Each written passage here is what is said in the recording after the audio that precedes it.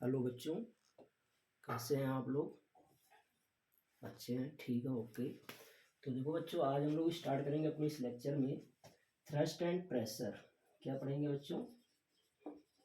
Thrust and pressure, okay. तो thrust and pressure में first of all we have to know what is thrust. क्या पढ़ेंगे? Thrust क्या होता है, क्लियर है? तो बच्चों ध्यान देना है, किसी भी सरफेस पर लगने वाला परपेंडिकुलर फोर्स ही क्या कहलाता है? थ्रस्ट कहलाता है। Means the perpendicular force acting on any surface is called as thrust. Means कोई ये सरफेस है, इस पर अगर एक परपेंडिकुलर फोर्स लग रहा है एफ, तो this is known as thrust. Means हम कह सकते हैं perpendicular force acting on a body या सरफेस इज कॉल्ड थ्रस्ट। क्या कहलाता है बच्चों? थ्रस्ट कहलाता है, क्लियर है? और थ्रस्ट को हम लिखते हैं परपेंडिकुलर फोर्स, गॉट इट? इसकी जो यूनिट की अगर मैं बात करता हूँ तो यूनिट वही हो जाती है न्यूटन, क्लियर है? और ये एक वेक्टर क्वांटिटी है, this is a vector quantity, got my point? अब हम बात करते हैं बच्चों प्रेशर क्या होता है। Pressure, the thrust acting per unit area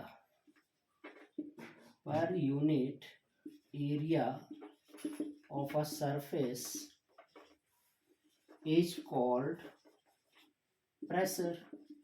क्या कहलाता है? प्रेशर। इसे हम P से लिखते हैं, दैट इज फार्मूला बन जाएगा बच्चों P equal to thrust upon area, clear है?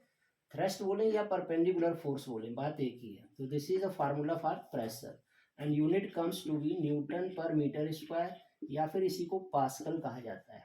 इसका मतलब ये लिख सकते हैं बच्चों 1 pascal equal to 1 Newton per metre square.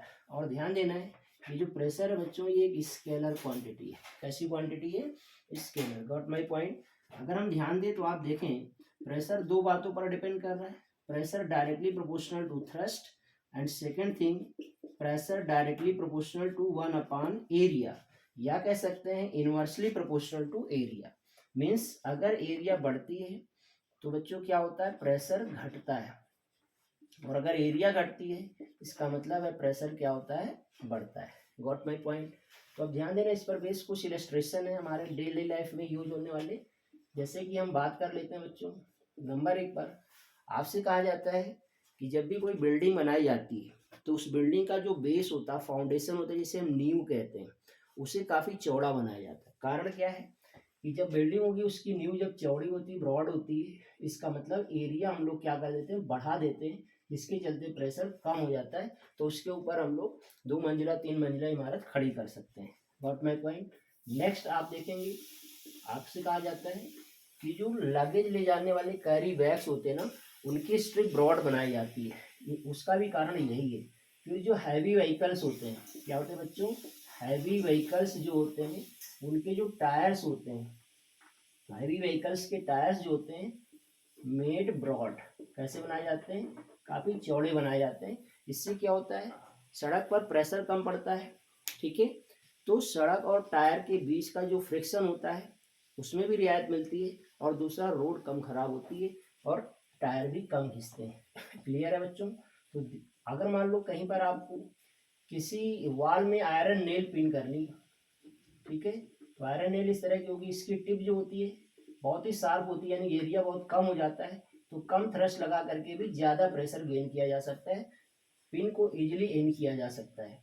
आपसे कहा जाता है why it is easier to cut vegetables with a sharp knife than that of a blunt knife. Clear है? तो ब्लंट नाइफ की एरिया ज़्यादा हो जाती है, यानी कि अगर हम ब्लंट नाइफ की बात करते हैं तो बच्चों ब्लंट नाइफ की एरिया क्या होती है? ज़्यादा होती है। तो ऐसे में प्रेशर कम लग पाता है और वेजिटेबल को कट करने में या फ्रूट्स को कट करने में थोड़ी सी प्रॉब्लम होती है।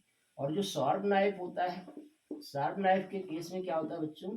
एरिया घट जाती है और प्रेशर बढ़ जाता है, जिसके चलते हम इजीली कट कर पाते हैं। Got my point? समझ में आ गई बात? तो आज के लिए इतना ही। अगले वीडियो में हम डिस्कस करेंगे फ्लूइड प्रेशर की बात करेंगे, जिसमें हम लोग लिक्विड प्रेशर की भी बात करेंगे।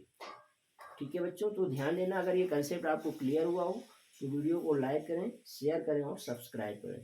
Thank you for watching.